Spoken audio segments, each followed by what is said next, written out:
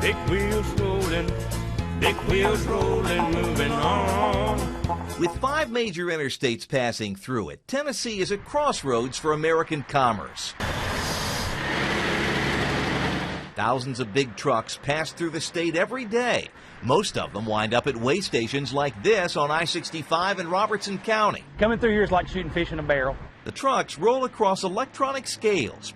Okay, stop. It's Sergeant Charlie Caplinger's job to make sure they're under the legal limit. They're allowed to haul 80,000 pounds, and, you know, when they're allowed to haul 80,000, they try to go over that. If we allowed them to haul 90,000, then they would go over that. Trucks that are overloaded get pulled out of the line. The drivers get a $250 ticket, plus a tax assessment for every pound they're overweight. You only weigh 78,000, but you're over on your trailer. Did you load in Nacogdoches, Texas? Yeah. And this is the first time you got stopped? For some drivers, it's an honest mistake. Others know exactly what they're doing. It's like a cat and mouse game. Sometimes the mouse gets away, sometimes the cat gets the mouse. Here's how that cat and mouse game works. Overloaded rigs get off the interstate and use small 2-lane roads to avoid the scales. We got behind this driver as he got off Interstate 65 in Franklin, Kentucky, just north of the scales in Tennessee.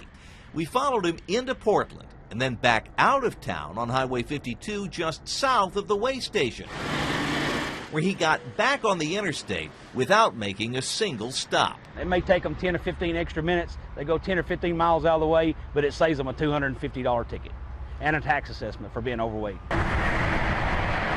Overweight trucks do millions of dollars worth of damage to Tennessee roads every year. But the real danger to you and your family is when they go over bridges like this with posted weight limits. A lot of those structures are 70, 80, even 100 years old.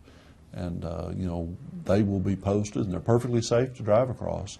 But if you bring overloads on some of those things, you can have a catastrophic failure. Fox 17 found 18-wheelers which routinely weigh 70 to 80,000 pounds rolling across aging bridges posted for much less.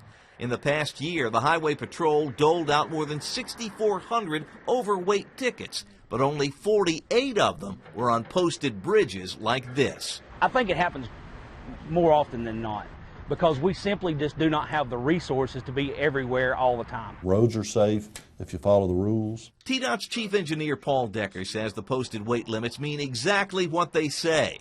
But this trucker from Iowa, who has been ticketed for being overweight more than once, has a different understanding. Whatever they rate the bridge is usually 10,000 pounds more than what the bridge can hold. TDOT says that's a recipe for disaster. There have been 8 bridge failures in Tennessee since 1976, the most recent in 2007, and in every case, the failures were caused by overloaded trucks. Not only are people risking their lives, but they can be risking other people's lives if they drive an overload across one of these bridges. The same bridges you cross to get to work, and the ones your children cross to get home.